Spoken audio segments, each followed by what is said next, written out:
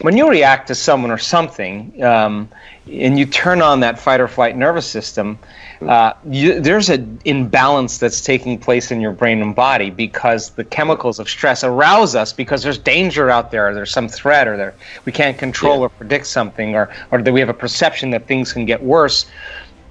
That primitive system has been very adaptive, especially if you're being chased by a saber-toothed tiger. Fear is adaptive. You don't want to turn around and try to pet it. It's not going to work, right? The best thing to do is to have that fear response.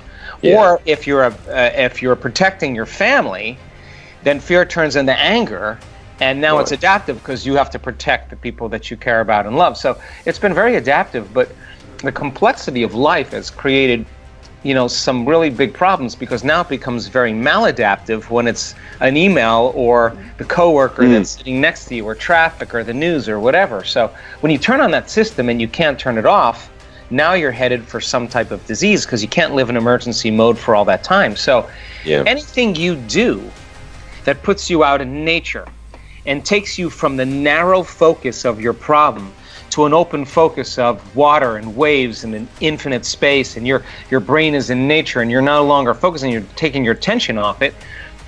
By you taking your attention off it, you're no longer putting your energy on it. And you're disinvesting your attention and breaking your association to that problem. Now, that's called emotional intelligence. And exercise, surfing, dancing, whatever people are into, crochet, tennis, whatever it is for the person to just break away from their life. It's not that you react. We all react. The question is, how long are you going to react? That's the real question. So now, when you're living in by those chemicals, and you're being chased by Tyrannosaurus Rex, there's only three things you care about. Your body, like I got to put attention on my body because I may get eaten. Where in my environment am I going to go? What's the best route to take? And your attention is on that beast because it's chasing you. And time, like you're preoccupied with time. I only got a short amount of time to do this. So 70% of the time, people live in aroused states because of the hormones of stress. So they believe they're their body because that's where all their attention is. They believe that their identity is connected to people and objects and things and places because that's what makes up our environment. And of course, people are always trying to predict the future based on the past, and they're never in the present moment. So the very hormones of stress heighten our senses, cause us to become materialists, and we narrow our focus on the danger. That means then, the more the emotional reaction you have to that email, the more you'll pay attention to the person who sent it. And if you place your attention on that person, you're giving your power away to that person because that's where your attention is. So by you breaking free from your emotional reaction, you disinvested your attention, and now you broke the refractory period of that emotion. Some people will do that for days, right? And it'll turn into a mood and then a temperament. So why meditation, to answer your question? Because meditation is all about getting beyond your body, getting beyond the people and things and places in your environment, and getting beyond time.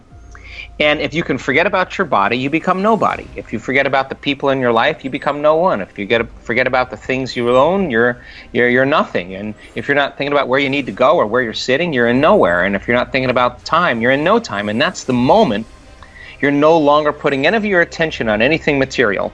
And now you pure consciousness, and that is the moment you start walking through the door to the quantum field. And you can't enter the quantum field as a somebody. So point number one, the purpose of meditation is to get beyond yourself. Point number two, the purpose of meditation is to get beyond that analytical mind of yours. And what separates the conscious mind from the subconscious mind is the analytical mind. So 5% of your conscious mind is made up of things like logic and reasoning and will. And your subconscious mind is made up of all these habits and behaviors and unconscious emotional reactions and beliefs that pretty much we do on a daily basis until it becomes a skill or a habit. So then you can't change those subconscious states with your conscious mind. So it turns out if you can teach someone how to slow their brainwaves down from that aroused beta state into alpha and begin to slow the brainwaves down into theta, now they're in the operating system where they can begin to make those changes in the subconscious. So then we teach people how to regulate their states, and it isn't actually hard. All it requires is you to just follow some certain instructions, just like you would learn how to surf. And if you follow the instructions and you do exactly what we tell you to do, we've got thousands and thousands and thousands and thousands of scans to say that just because you think you have a busy mind doesn't mean that you can't meditate. Actually, you can. Right. So then, as you practice this and you find that you're heading towards your email, or you're heading towards what you did yesterday, or you're thinking about what's going to happen tomorrow, and you become conscious and you back up and you stop and you return back to the present moment, you're carving a path neurologically between your conscious mind and your subconscious mind. And if you get good at it, you change your brain waves in 4 seconds or 5 seconds or 9 seconds like everybody else. We've measured it. So if I can do it, you can do it, because I have a pretty busy analytical mind. So that's number 2. The third thing is that meditation, the exact translation of the symbol that's used in ancient texts, means to become familiar with. So if 95% of who you are is a set of unconscious thoughts, automatic habits and behaviors, and emotions that you're addicted to, then if you're sitting in a meditation and all of a sudden you're becoming conscious of your thoughts and you're becoming familiar with them, you're becoming aware, and you start noticing your habits, and you start paying attention, observing that, oh my God, I've been living in guilt. I didn't know it was guilt because it just feels like how I always feel. The moment you start becoming familiar with those states of mind and body, you're no longer the program.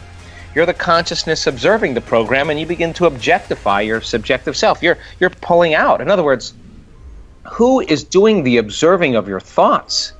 That's who you really are when you're conscious and you're not immersed in the program. So then, that's the old self. So now, how you think, how you act, and how you feel is called your personality. And your personality creates your personal reality. So if you want to create a new personal reality, you got to change your personality.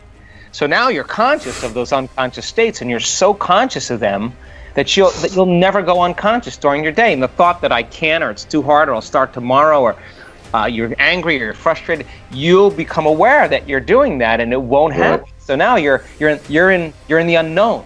So then you say, all right, what thoughts do I want to fire and wire in my brain? What thoughts do I want to put my attention behind? What behaviors do I want to demonstrate today? And the act of closing your eyes and rehearsing your behaviors, if you're truly in the present moment, your brain does not know the difference between what's happening in your outer world and what's happening in your inner world. The thought becomes the experience. Now, the moment that happens, you're installing the neurological hardware in your brain. And if you keep repeating it, the hardware will become a software program. And who knows? You may start acting like a happy person. Well, that's because you installed the circuits. Nothing magical there. You may start thinking in more unlimited ways. Well, why? Because you installed those circuits. And then here's the tough part.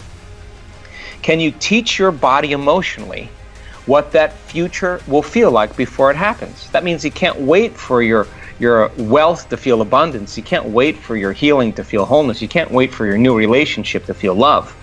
That's the old model of reality, of waiting for something outside of us to take away the emptiness inside of us. But the quantum model of reality is actually doing the opposite. The moment you start feeling whole, your healing begins. The moment you're in love with yourself and in love with life, you create equals. The moment you start generating worthiness and abundance, your wealth starts to appear. Now you're causing an effect. So then if you keep doing that, firing and wiring and trading guilt for abundance or wholeness, it'll begin to become familiar to you, and it'll start getting easier and easier and easier, and that will become the new habit.